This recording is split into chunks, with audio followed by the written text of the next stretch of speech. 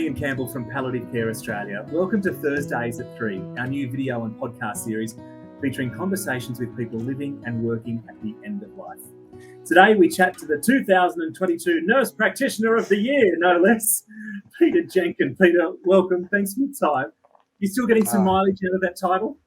Absolutely. Not that I'm trying to. I'm a fairly humble person and was quite blown away by receiving the award, but it gives you a voice, gives you an ability to push your barrow just a little bit more. Good. And we're going to give you an opportunity to do just that today as well. Peter, your nursing career and your commitment to palliative care starts well before last year's award from the Australian College of Nurse Practitioners. For 11 years, and only up until recently, you're a palliative care nurse practitioner for Rest Haven Aged Care in South Australia. You've also worked for SA Health and Flinders University, and you've just moved to Canberra to take up a position with Calvary Healthcare as a palliative care nurse practitioner, working in the community, but also at the ACT's Hospice Clare Holland House. How are you settling into Canberra? It's fantastic. I love Canberra. It's been 2 months so far. I'm slowly being able to find my way around without I was going to say street directory. That makes me feel very old. Some Google Maps. My reliance on that is decreasing. It's a fantastic service to work for too. And just to clarify, I'm working in a team. It's called the PEACE team, which is an interesting acronym, Palliative Aged Care. Essentially, there's a group of us, nurse practitioner-led, that provide support and consultative services to I think there's 29 residential aged care homes across the ACT. That's fantastic. And I think you've perhaps answered my first question. Back in 2016, you wrote a blog for Care Search where you thought that you were perhaps the only specialist palliative care nurse practitioner employed by an aged care provider in Australia. Clearly, that's changed. A little bit. So just to clarify, when I first started 10, 11 years ago with Rest Haven, it was a Commonwealth-funded project looking at how nurse practitioners could work in aged care. And there were many projects around the country and not all of them were palliative care. That was only 2 years though. We demonstrated that there were improvements in quality of life and reduction in hospital admissions for people at the end of life based on what we were doing. And so Rest Haven, bless them, the board decided to keep me on, and then I've been there for, it was just over 10 years when I left. For about the first 5 years, as far as I knew, I went searching high and low. I was the only specialist employed by an aged care provider. So there were some working in the public service, but certainly the only one. And there are still only a few. And I think a lot of that is to do with funding. There's no additional funding provided for to aged care providers to provide that sort of service. Hence the importance of services like the one that I'm working in at the moment to provide that in reach. Otherwise, they just wouldn't have access to it. I guess one thing significant about that is it's a postcode lottery. It depends on where in Australia you are. And to be honest, sometimes even which end of a city you live, in terms of metropolitan areas, what access you have to specialist support if you're in aged care.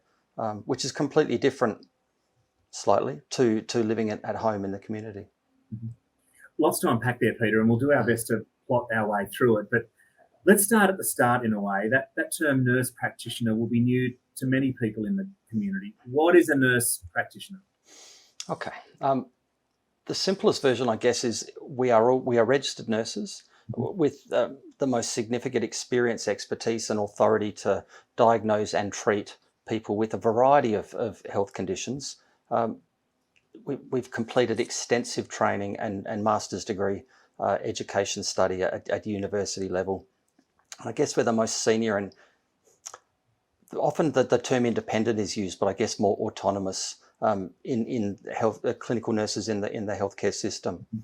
And nurse part of what we are is also really actively involved in research and education and clinical leadership. It's a term. Nurse practitioner is a protected term. You're endorsed as a registered nurse and then as a nurse practitioner, and so you can't hold yourself out to be one unless you've fulfilled very strict criteria.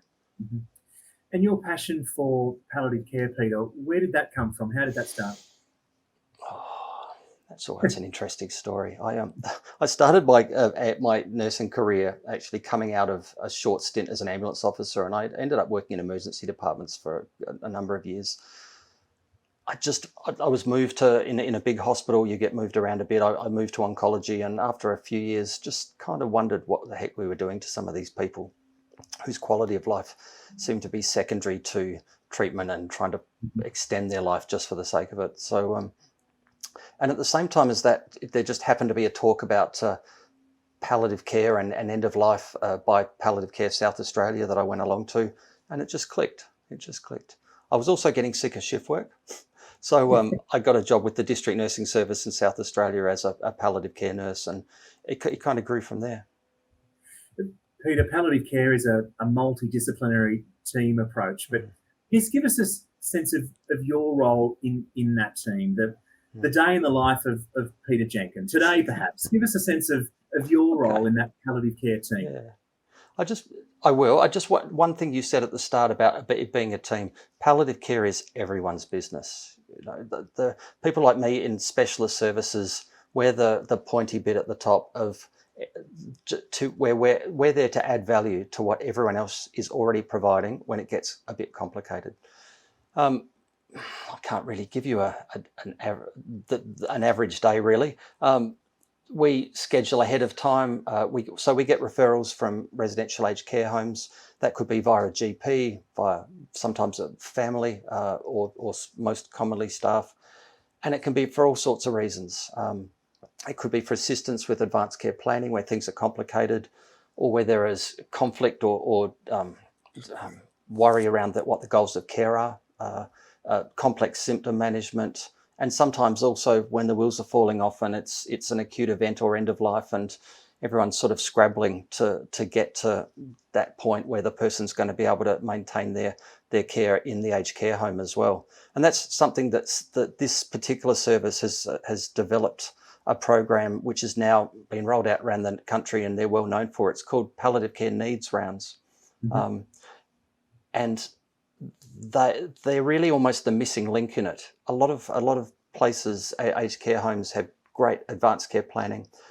They do end of life care really well, but the difficulty is in the middle is picking up those people, because people have chronic diseases that are just slowly changing over time. It's often a surprise when suddenly they're right at the end of life. So these needs rounds are a monthly meeting in an aged care home where it's like a triage meeting, essentially. You know, we ask staff to bring 8 to 10 residents, not literally, but bring them their details to a meeting. And it's the work they've done beforehand. They've identified people who don't have a plan, who have symptoms that aren't well managed, that there's as I said, conflicts around the goals of care, or maybe they're actually admitted for end-of-life care. And our job is to help them triage what needs to happen. Is there a case conference with the GP and the family and the resident and everyone to work out and make sure everyone's on the same page? It could be a referral to us as a specialist service. It could be a number of things. Equally important in that meeting, though, is we're teaching, we're doing education that's contextual around whatever the residents' needs are and what the staff are talking about. So it's not only about triaging, but it's about building capacity so that next time they may not need to. And it's also congratulating and helping them understand that they're doing a fantastic job. And sometimes they just need a bit of encouragement. It's not us coming in so we have to rescue things all the time. Peter, it sounds like in the model, in the team that you've just described there, it sounds like there's a baseline, there's a foundation of knowledge that understands palliative care and understands the benefit of early palliative care and the benefit that comes with, I guess, adding quality to people's life. And as you say, the role that everyone has to play in that.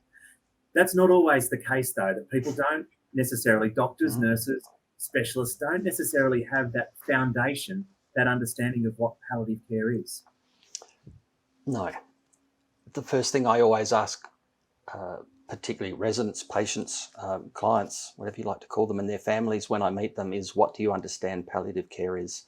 Because you can see often when you come into somebody's room, there's just this tenseness in the air, And it's because the majority of people think that palliative care is about end of life, the last days, weeks, hours of life. And so, hang on, what the heck has he come in to see me about? And when you describe that it's about caring for someone with any condition where you can't cure it and where the goals of care are about living as well as possible for however long that might be, you can just see people relax and more willing to engage as well. And, you know, realistically, that could be right from the start of a diagnosis of a serious illness. It generally isn't, though. And again, that's where those needs rounds and that picking up that middle stream is the most important, because that's often where these conversations really begin. And if they're done well, months down the track in an aged care home, when a nurse is ringing up a family member saying, look, your father's really not well, it's not, should we be sending him to hospital? It's, do you remember when we had that conversation and we talked about what we can do at this stage? And I've already got the GP or the nurse practitioner coming in. We've already prescribed some medicines because we thought your father might not be able to swallow. And this is that's going to keep the person out of an emergency department. And those needs rounds, they did a study when they developed this model, and it showed millions of dollars saved from the health budget simply by reducing hospital admissions. Quality of life was better. Quality of dying was better. It just works. What, and this is perhaps a big question, Peter, but what is it that stops this model being everywhere and all families having access to this quality of life that you point to? Wow, where to start? I think you mentioned it before. We've just talked about it. Just this perception that palliative care is only about the end of life, and so a lot of health practitioners, and I don't want to single them out particularly, but there are many GPs still who when asked about palliative care, will say something like, "Oh no, we're not there yet." Similarly, there are many that I work with now who are extraordinary and are engaging very early on and doing a lot of this work that I'm talking about by themselves and initiating it. The system generally, I mean, I don't want to just focus on funding, but funding. The aged care system, the providers are not funded well. Or this, you know, where I think in some sense we're actually an ageist society, because we can talk as much as we like about how important the care is of our most vulnerable people, but as soon as there's talk about increasing funding and where that's going to come from, like, you know, essentially the taxation system, no, I wouldn't want to pay any more of my tax towards that. And it is a relatively small but growing proportion of people who are needing this sort of care, and in fact it's growing significantly at the moment. But the people who are paying taxes generally aren't the ones, unless it's their parents. And equally, we all want quality of life as we move towards the end of our life, but we don't want to plan for it. We don't want to talk about it. We're a death-denying society. We're a funny lot, aren't we? It's always going to happen to someone else, except it's not. It's death taxes, as they say. I guess another barrier is, if I can just jump on my soapbox, you know, there is a difficulty accessing timely and appropriate clinical support in residential aged care for all sorts of reasons. And I was called before the Royal Commission to talk about some of this, you know, the split between federally funded aged care and then the state and territory funded health services, and how often there's this perception that it's double dipping, and it just, the interface still is not right. It's getting better, but it's not fantastic.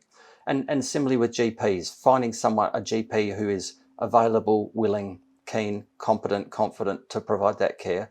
We know there aren't enough GPs, and this year there was only half of the number of registrar positions taken up in general practice in the training program, so it's only going to get worse. So there are nurse practitioners like myself. We're not many doctors. We don't want to be. We're highly experienced nurses who bring with us experience not only of some of those extended skills which merge into medicine, like prescribing, but we're nurses, and we've got the art and the science of nursing to bring with us as well.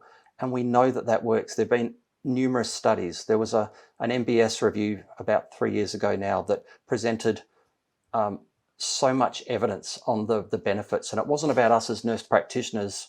It was about the benefits to the consumer of being able to fund this. And there is movement. There is movement. There is a 10-year plan that's being looked at and consulted around at the moment that the federal government is looking at. Submissions, I think, have just closed on the last round of feedback. But that's 10 years. And I know they're looking in stages of some very small wins quickly, but there's a lot of things that could be happening more quick. Indeed, Quicker. PCA's submission to the Nurse Practitioner 10-year plan is on the PCA website for Yes. people to look at. As your point, Peter, we find ourselves at a time of health reform, new government in town, keen to get some runs on the board around health reform. And nurse practitioners do seem to be part of the solution. You touched on the MBS before, the Medical Benefits Scheme. What changes would you like to see? What changes do you hope to see that would empower nurse practitioners to deliver the sort of palliative care you talk of? It's difficult because the MBS is only there for people working in private practice. So people working like myself at the moment, working in a publicly funded service, it actually doesn't have that much difference. Mm-hmm. Increasing the access for patients to get subsidised care with item numbers from nurse practitioners, though, would improve the ability for aged care providers, for instance, to employ or contract nurse practitioners outside of the public health service. So there would be more of them willing to go and work in that area to provide the services. So at the moment, there's only 4 item numbers for nurse practitioners, and it's nowhere near enough money for somebody to even break even to do that work. So there's little incentive for a nurse practitioner to go and work in that field. There are some who are doing it, but a few. All eyes are on the May budget. We're all hoping to see some progress there. Yeah. Peter, the other reform that is starting to take effect, registered nurses 24/7 in aged care. What difference will that make, do you think? And what needs to happen to make sure that measure does deliver better care? Numbers of nurses are important. Similarly, quality of nurses and the support of nurses. In terms of 24/7, it's incredibly important.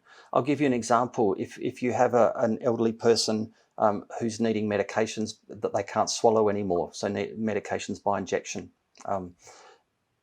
that requires a registered nurse to have someone else to check the medication when it's drawn up. And so if you don't have a registered nurse in the home overnight, say, and the person is needing additional medications to treat their symptoms, whether that be pain or nausea or breathlessness or agitation or anything, there's no one to give it. Or they have to call someone in, and sometimes that can take hours depending on where the registered nurse is. And so it's unfair on older people, and it's a human right to get the care that you need at the end of your life. And it's unfortunately, despite the fact it's 2023, it's still not happening everywhere.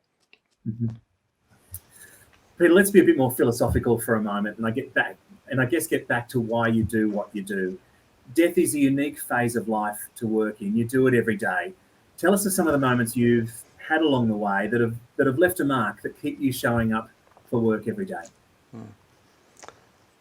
I think that's the key. It's making a difference. And it sounds a bit twee in some sense, doesn't it? But to be able to get up in the morning and know that you're hopefully going to make a difference in somebody else's life in a positive way. And to start with, that's reframing what a win is. You know, palliative care is not about keeping people alive. It's about helping them have a good death, and also supporting their family and the loved ones around them at the same time. I guess even more broadly for me, it's helping registered nurses and other staff in aged care ensure that they are able to provide the best care. And often it's seeing them being able to deliver that in later on or in the future in a way that they are proud of and able to is important.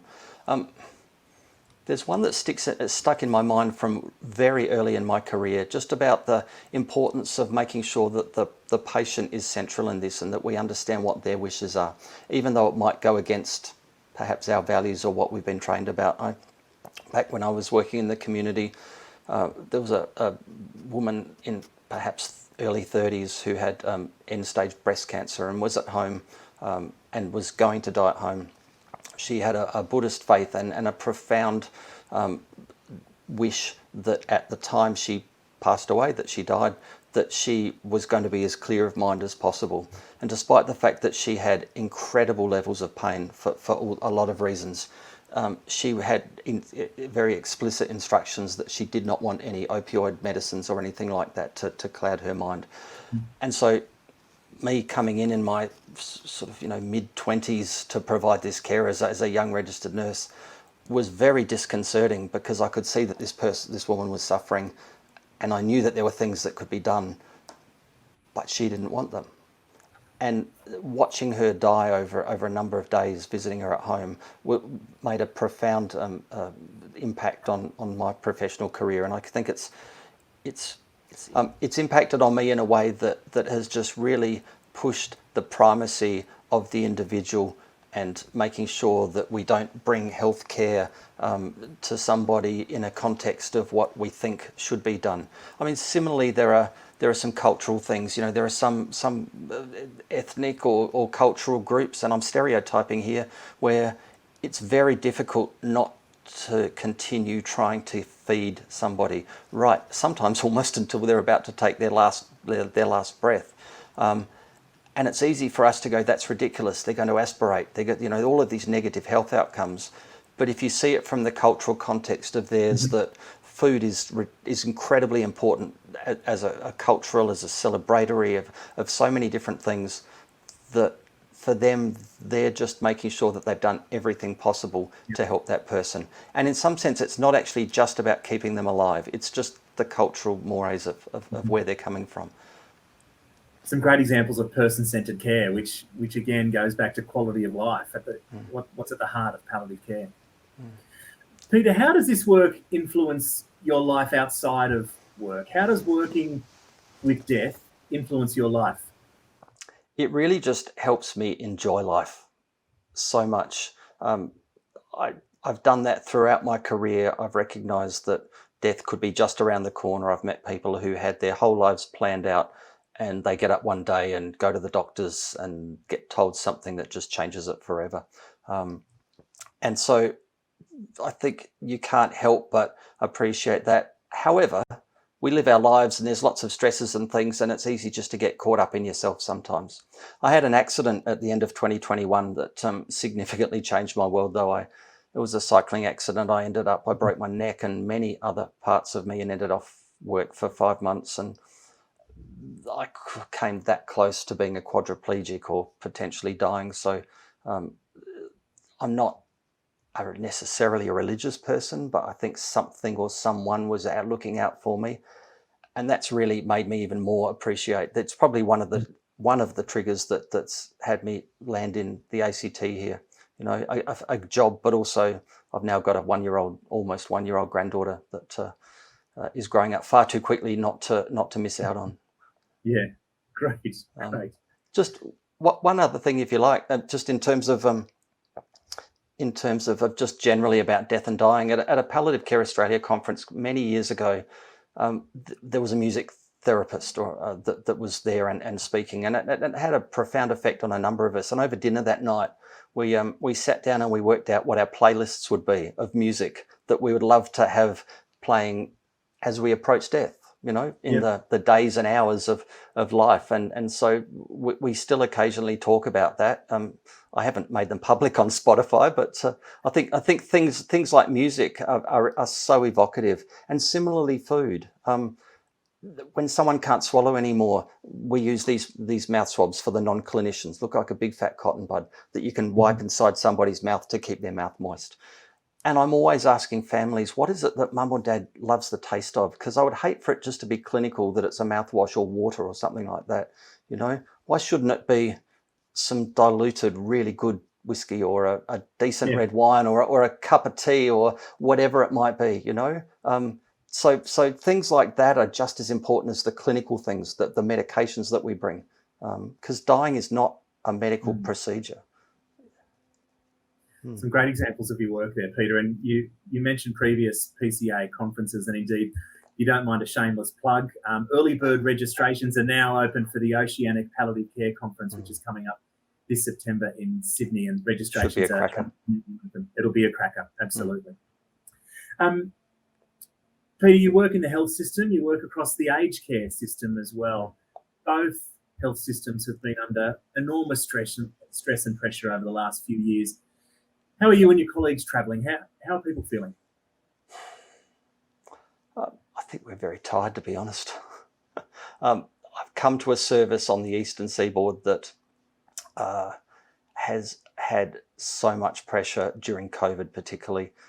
Numbers of staff were down, and there were 3 core staff who managed to service all of the aged care homes for close to 2 years by themselves. One nurse practitioner, Julianne, who provided telehealth services while 2 nurses went out. Just incredible work. I think in South Australia, it was different. We didn't have the numbers of residents who were dying, who were seriously ill to start with, but later on we had the lockdowns, and that caused incredible distress amongst older people, their families, but also staff, because we were having to restrict family coming in to visit their loved ones at the end of their life, and to hold up an iPad or a phone to so that family could see or hear their resident taking their last breath is just distressing on so many levels. So Yeah. I think there's a lot of moral as well as physical and emotional just distress and fatigue. This new normal is getting there. It's getting there. Yeah. How do you look after yourself in amongst all that? You talk about the emotional load that you carry. How do you get rid of that? Are you still able to get back on the bike and burn around Lake Burley Griffin, perhaps? I hadn't been on bike for since the accident, essentially, until I hit Canberra again, and I'm commuting most days, which is about 10 kilometres. It's a beautiful ride. Probably half of it is around the lake itself, and then on the way home, it's fantastic. This is to all the health clinicians out there: don't neglect your own self-care. I did quite some years ago now, and got completely burnt out. But it's not something to wait for. Meditation is fantastic, just to help be mindful. Physical exercise, getting enough sleep. They're really easy things just to let slip. When you have a holiday, have a holiday. It's sometimes hard not to have work still in your head, but there's that idea that the person out in the forest needs to sharpen his own axe every so often. Otherwise, you're just going to work harder and harder and harder, and your productivity, your number of trees is going to get less and less. It's the same in healthcare. You can't help other people unless you're able to look after yourself first. And also, I've got a little, almost 1 year granddaughter who's keeping me honest. Good to hear. Yeah, a great point to end on, Peter. Thank you so much for sharing your work and your wisdom with us today. Thank you for what you do. Oh, you're most welcome. Thanks very much for having me. Peter Jenkin, palliative care nurse practitioner with Calvary Health in Canberra. Whether you've tuned in via Spotify, YouTube, or one of our socials, thanks for being part of the Thursdays at 3 conversation. You'll find more information and support on the Palliative Care Australia website. See you next time.